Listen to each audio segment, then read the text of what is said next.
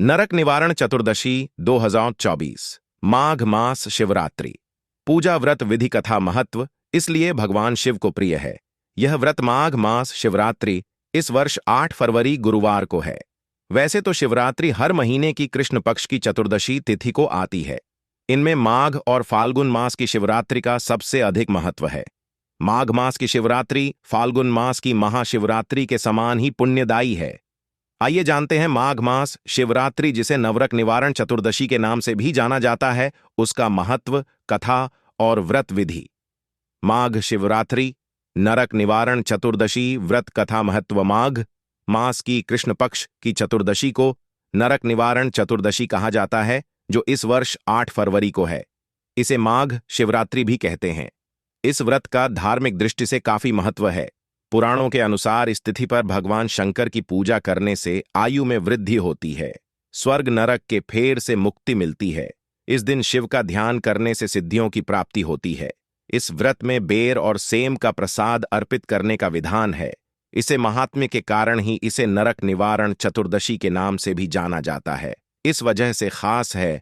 माघ शिवरात्रि शास्त्रों के माघ मास की शिवरात्रि के दिन पार्वती माता और भगवान शिव का विवाह तय हुआ था। इस तिथि के ठीक 1 महीने के बाद फाल्गुन कृष्ण चतुर्दशी तिथि को भगवान शिव का देवी पार्वती के साथ विवाह संपन्न हुआ था। इसलिए माघ कृष्ण चतुर्दशी, जिसे नरक निवारण चतुर्दशी के नाम से भी जाना जाता है, इसका खास महत्व है।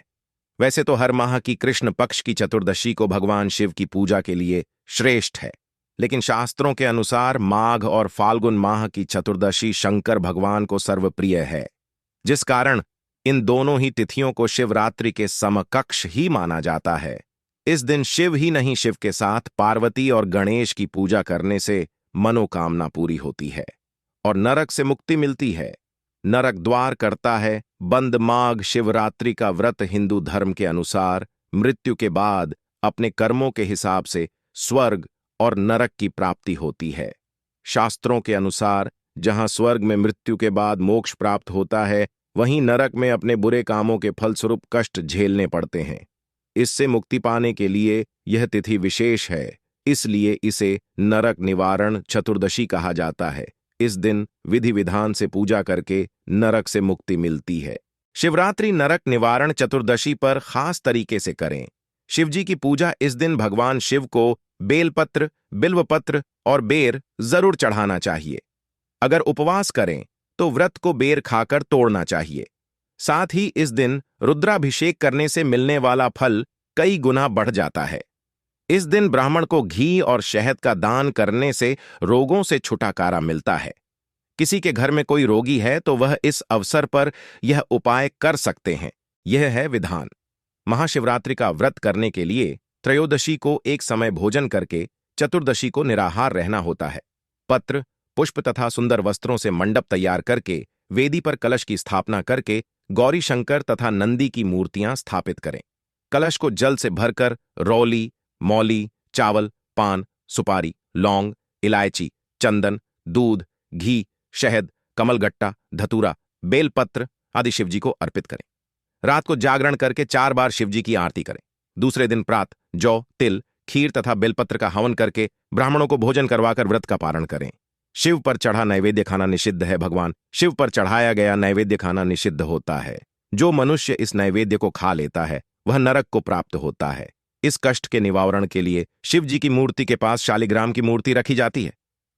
यदि शिव जी की मूर्ति के पास शालिग्राम रखा होगा तो नैवेद्य खाने पर कोई दोष नहीं लगता है। महाशिवरात्रि कथा। एक गांव में एक शिकारी रहता था। वह शिकार करके अपने परिवार का पालन पोषण करता था। एक बार उस पर साहूकार का आड़न हो गया। ऋण न चुकाने पर सेठ ने उसे शिव मंदिर में बंदी बना लिया। उस दिन शिवरात्रि थी। वह मंदिर में शिवरात्रि और भगवान शिव से जुड़ी बातें, कथाएं ध्यान से सुनता रहा।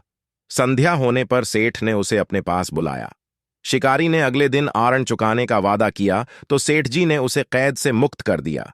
वह जंगल में एक तालाब किनारे एक पेड़ पर शिकार करने के लिए मचान बनाने लगा। वह पेड़ बेल का था, यह उसे पता नहीं था। उस पेड़ के नीचे शिवलिंग था। पेड़ के पत्ते मचान बनाते समय शिवलिंग पर गिरते रहे। इस प्रकार दिन भर भूखे रहने से अनजाने में शिकारी का व्रत हो गया और शिवलिंग पर बेलपत्र भी अर्पित होते गए। गर्भिणी हिरणी तालाब पर पानी पीने आई। एक प्रहर बीतने पर एक गर्भिणी हिरणी तालाब पर पानी पीने आई। शिकारी ने उसे देखकर धनुष बाण उठा लिया। यह देख वह हिरणी बोली, मैं गर्भवती हूं, मेरा प्रसव काल समीप है, मैं बच्चे को जन्म देकर शीघ्र ही तुम्हारे समीप उपस्थित हो जाऊंगी। यह सुनकर शिकारी ने उसे छोड़ दिया। कुछ देर बाद एक दूसरी हिरणी उधर से निकली। शिकारी ने फिर धनुष बाण उठाया। हिरणी बोली, हे व्याघ्र, मैं थोड़ी देर पहले ही आरतू से निवृत्त हुई हूं, कामातुर विरहिणी हूं, अपने पति से मिलन करने के पश्चात शीघ्र ही तुम्हारे पास आ जाऊंगी। शिकारी ने उसे भी छोड़ दिया।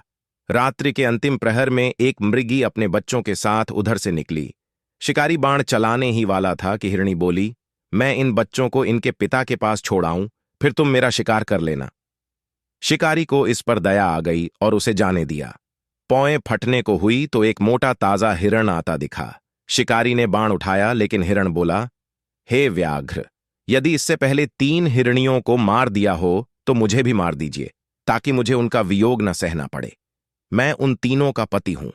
यदि तुमने उन्हें जीवन दान दिया है तो कुछ समय के लिए मुझे भी जीवन दान दें, तो मैं उनसे मिलकर तुम्हारे सामने आत्मसमर्पण कर सकूं।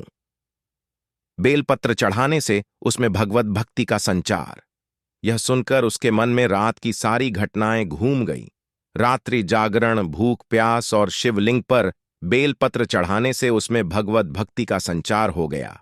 उसका मन पवित्र हो गया और उसने हिरण को भी जाने दिया। थोड़ी देर बाद हिरण सपरिवार शिकारी के सामने उपस्थित हो गया।